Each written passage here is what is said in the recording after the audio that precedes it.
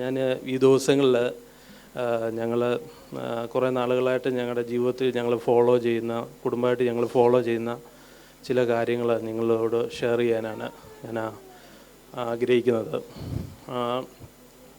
നമ്മളെല്ലാവരും പ്രാർത്ഥിക്കുന്നവരാണ്. നമ്മുടെ ജീവിതത്തിൽ നമ്മെ ദൈവം ജയോത്സവമായി നടത്തുന്നത് നമ്മുടെ പ്രാർത്ഥനകൾ കൂടെയാണ്.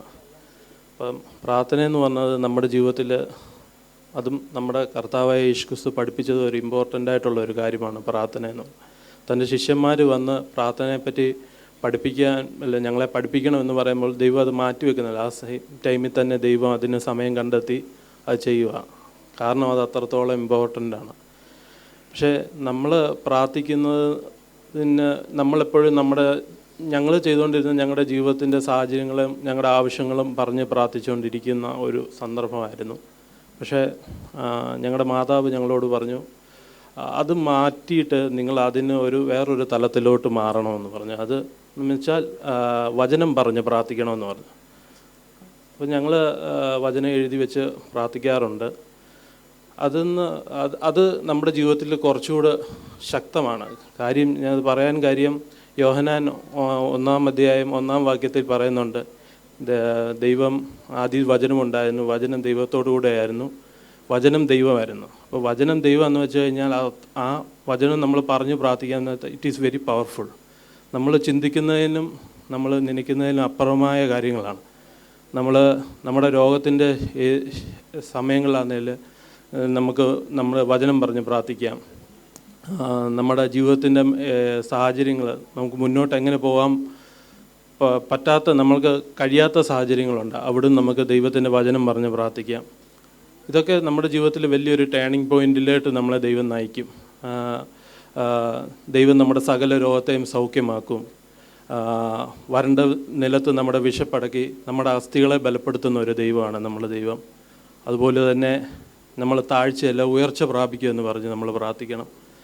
ഞാനും യഹോവ എനിക്ക് തന്ന എൻ്റെ കുടുംബം ഞങ്ങൾ അത്ഭുതങ്ങളും അടയാളങ്ങളും ആവുമെന്ന് നമ്മൾ പറഞ്ഞ് പ്രാർത്ഥിക്കണം. അതേപോലെ തന്നെ ഞാൻ താഴ്ചയല്ല ഉയർച്ച പ്രാപിക്കുമെന്ന് പ്രാർത്ഥിക്കണം. ദൈവം നമ്മുടെ ജീവിതത്തിൽ ഏത് സാഹചര്യത്തെയും ദൈവം പ്രാർത്ഥനയിൽ കൂടെ നമുക്ക് നേരിടാൻ സാധിക്കും. അതിന് നമ്മൾ വചനം പറഞ്ഞ് പ്രാർത്ഥിക്കുമ്പോൾ ദൈവകരം നമ്മുടെ ജീവിതത്തിൽ വെളിപ്പെടുത്തും. D.L. മൂഡി എന്ന് പറഞ്ഞൊരു ഇവാഞ്ചലിസ്റ്റ് ഇങ്ങനെ പറഞ്ഞിട്ടുണ്ട് പ്രാർത്ഥനയെ പറ്റി, നമ്മൾ ഈ പ്രപഞ്ചത്തെ ചലിപ്പിക്കുന്ന കാര്യത്തെ നമ്മൾ ചലിപ്പിക്കുന്നതാണ് നമ്മുടെ പ്രാർത്ഥന. അപ്പം ഇപ്പോൾ യോശുവയുടെ സമയത്ത് യോശുവ പ്രാർത്ഥിച്ചപ്പോൾ സൂര്യൻ അസ്തമിക്കാതെ ഒരു ദിവസം മൊത്തം ഉദിച്ചു നിന്നു. അത് നമ്മൾ ദൈവസന്നിധിയിൽ എന്ത് യാചിച്ചാലും ദൈവം നമ്മുടെ നിലവിളിക്ക് മാറി നിൽക്കാത്ത ഒരു കർത്താവാണ്. കുഞ്ഞുങ്ങളാണെങ്കിൽ പോലും നിങ്ങൾ വചനങ്ങളൊക്കെ കാണാതെ പഠിക്കുന്നുണ്ട്, പറയുന്നുണ്ട്. അതൊക്കെ നിങ്ങൾ ഇനിയും മുതൽ നിങ്ങളുടെ പേഴ്സണൽ പ്രയറിലും നിങ്ങളുടെ ഫാമിലി പ്രയറിലും ഒക്കെ നിങ്ങൾ വചനം പറഞ്ഞ് പ്രാർത്ഥിക്കാൻ നിങ്ങൾ ശ്രമിക്കുക. ദൈവം ജീവിതത്തിൽ അത്ഭുതങ്ങൾ ചെയ്യും. നിങ്ങൾക്ക് മുന്നോട്ടുള്ള നിങ്ങളുടെ ജീവിതത്തിൽ വേണ്ടതെല്ലാം ദൈവം നിങ്ങൾക്ക് തരും. നിങ്ങൾ സ്കൂളിൽ കടന്നു പോകുമ്പോൾ നിങ്ങളുടെ തൊട്ടപ്പുറത്തും ഇപ്പുറത്തും ഇരിക്കുന്നത് ആത്മീയരല്ലാത്ത കുഞ്ഞുങ്ങളായിരിക്കും. പക്ഷേ നിങ്ങളുടെ ഉള്ളിൽ പരിശുദ്ധാത്മാഭിഷേകം ഉണ്ടെങ്കിൽ കർത്താവ് നിങ്ങൾക്ക് നല്ലതേതാ അഴുക്കേതാന്നുള്ളത് നിങ്ങൾക്ക് തിരിച്ചറിയാനുള്ള ഒരു ബുദ്ധി ദൈവം, ഒരു ജ്ഞാനം ദൈവം നിങ്ങൾക്ക് നൽകും. നമ്മൾ മർക്കോസിൻ്റെ, ഞാൻ ഈ ദിവസങ്ങളിൽ കേട്ട ഒരു മെസ്സേജാണ് ഈ മർക്കോസിൻ്റെ സുവിശേഷം 5-ാം അധ്യായത്തിൽ ഒരു സംഭവം, 3 സംഭവങ്ങൾ അതിൻ്റെ അകത്ത് നമ്മൾ മെയിനായിട്ട് കാണുന്നുണ്ട്.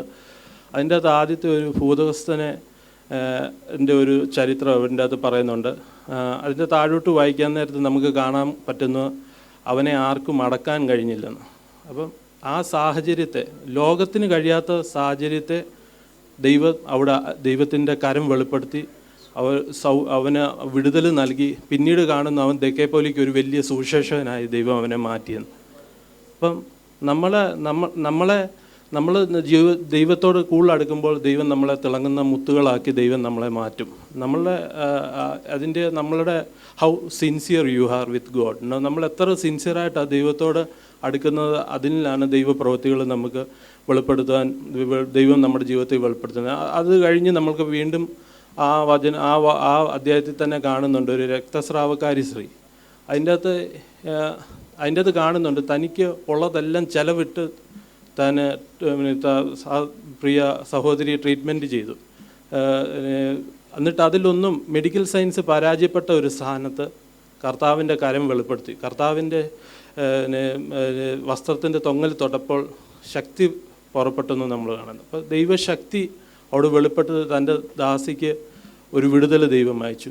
അത് കഴിഞ്ഞ് കുറച്ചുകൂടെ പോകുമ്പോൾ യായിറോസിൻ്റെ കാര്യങ്ങൾ നമുക്ക് കാണുന്നുണ്ട്.